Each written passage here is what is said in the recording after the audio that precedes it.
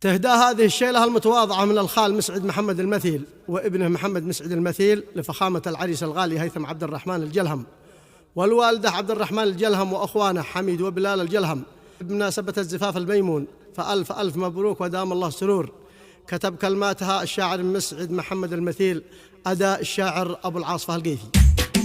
قال المثل مسعد الملهم سلامة والتهنئة ترقم لابن البزق يا الهجة أمسهتهم ما دام وقد حقق الأحلام. تهدى جبل العريس هيثم مبروك دايم مدى الأيام، مبروك يا شاجع المهتم، مبروك يا شامخ المقدم. بسعدته ناويت تنعم وبالفرح عامية اتبعم، يا بلبلس جامعي وانغم بجمل قوافي وبأحلى انغام. قال المثل مسعد الملهم سلامة والتهنئة ترقم لابن البزق يا الهجة أمسهتهم ما دام وقد حقق الأحلام. مبروك من حرفي المفعم لابو حميد اكتب يقلم، وهيثم النجم عرسهتم بفضل